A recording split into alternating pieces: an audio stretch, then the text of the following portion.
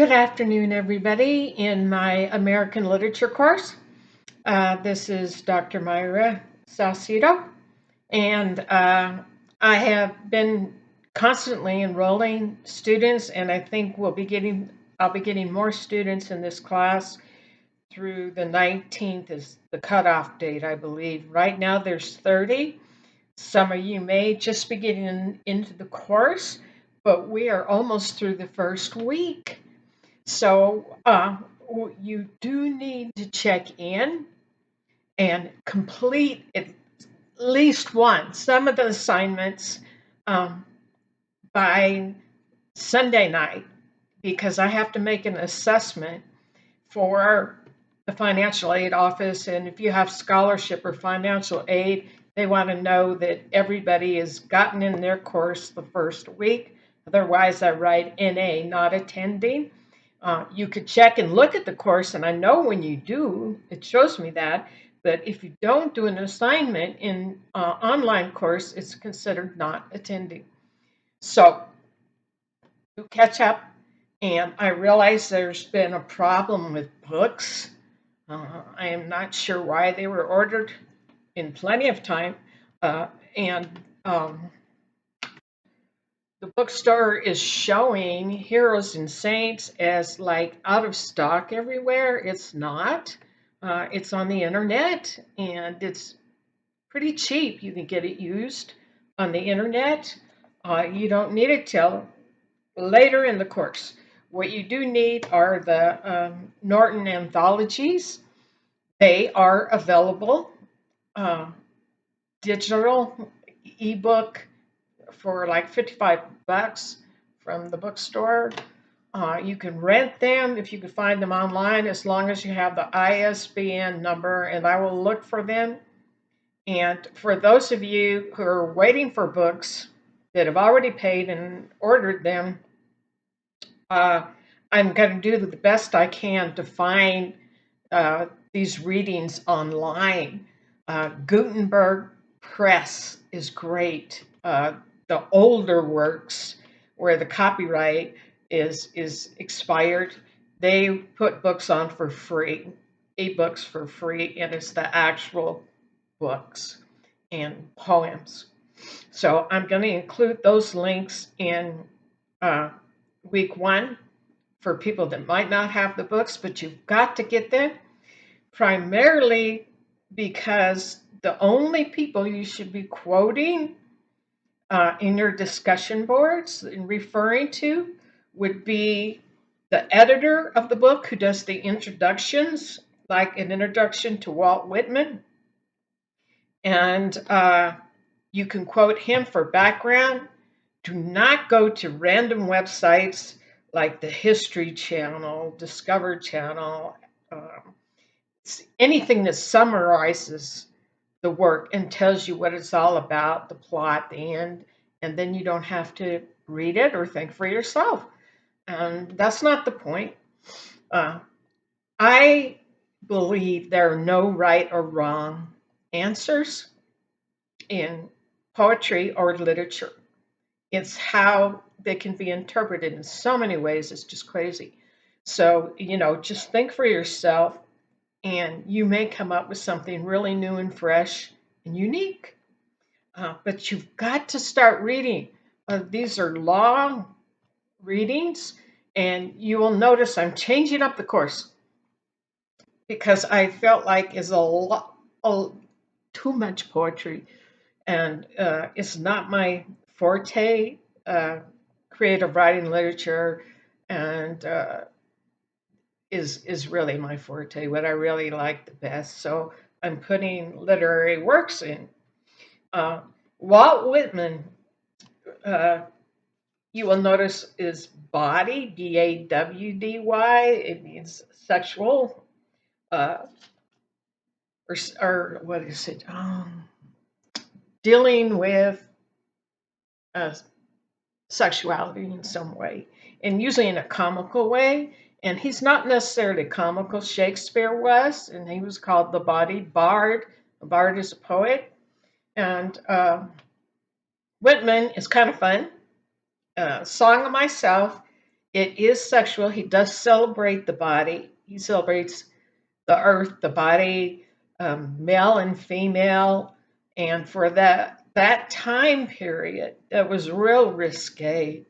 And people were like, "Wow, he really broke through a lot of thinking." And some people just didn't like him for that.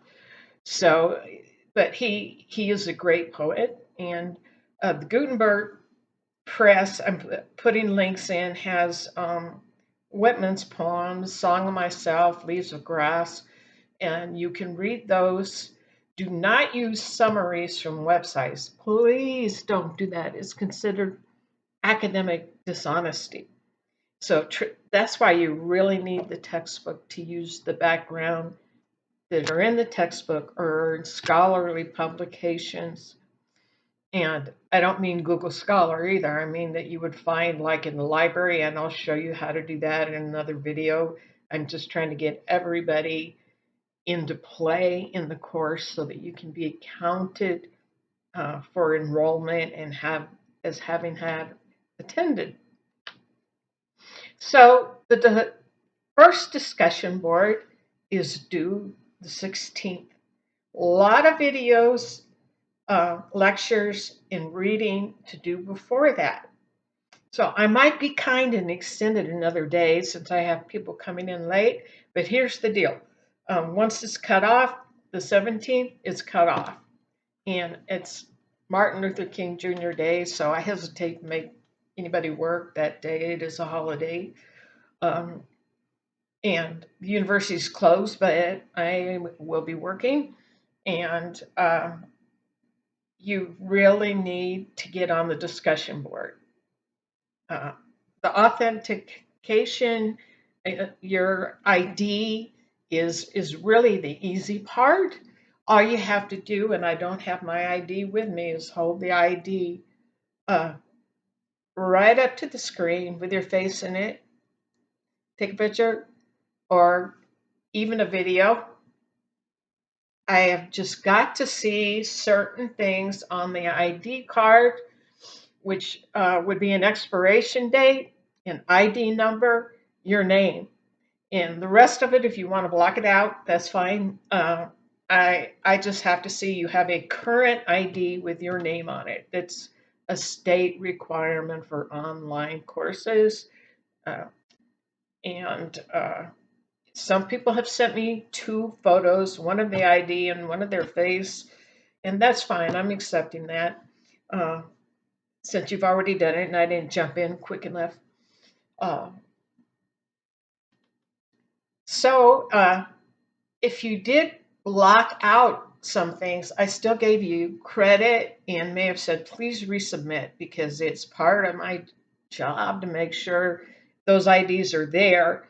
I have never had anybody had to look at them from the state level or identify anybody as being the person that took that course ever, but it's required by law. So there you go. One of the things that you'll be reading is coming up is Daisy Miller. It's a short novel. It's tough reading. It's also on Gutenberg Press for free.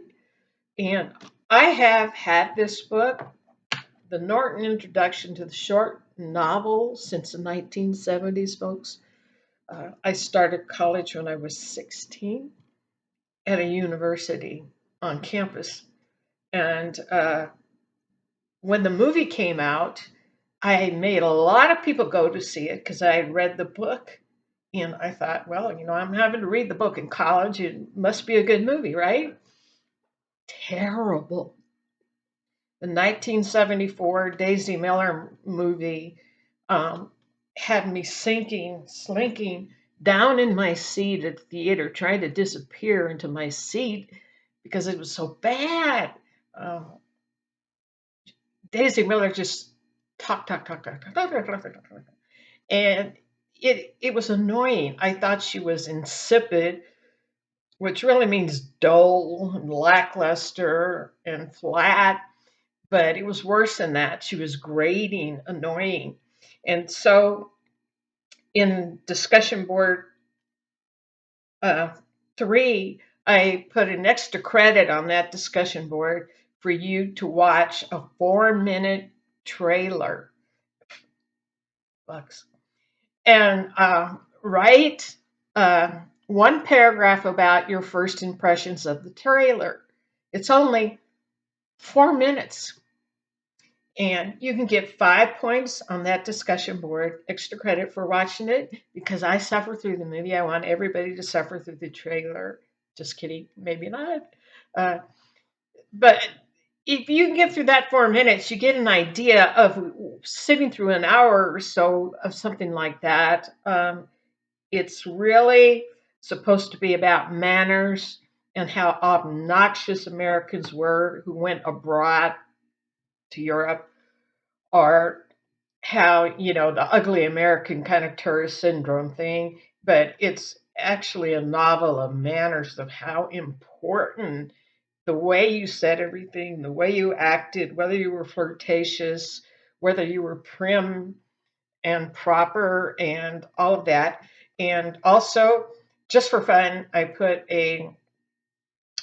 another video in discussion board 3, YouTube, that's only about 4 minutes also. And it's a review of Daisy Miller, and it's pretty hilarious. So I put that in there just for some levity in the course. And don't watch it until after you've read the book, because it tells the ending. Spoiler alert right there. So for the discussion boards, there are 2 people on the discussion boards for this week already. You have to not only put on your at least 300 words, 250, 300 words, like 1-page double space typed of your thoughts, you need to respond to 2 other people. So everybody waiting for the clock to run down before midnight on the due date, you will not have time to write your post and respond to 2 other people. Now, there's only 2 people on the board right now. If nobody else gets on there, they can't respond to 2 people, and they will get full credit. Not their fault. Not responsible for other people not getting into the course and doing the work. If you have special circumstances, you're just joining, shoot me an email and let me know. Otherwise, time to get started. So I'm changing up the course, um, because I'm putting in more literature, fiction, dystopian literature, things like that, and so it won't be so many zillions of poems. So I think it's overloaded with poetry. Dr. Marlon Fick is a poet in his own right and has published his own books of poetry. So I bow to him for during those lectures, and I'm using his lectures, that I will be using my lectures for fiction. So I will see you at the next video. Please check in.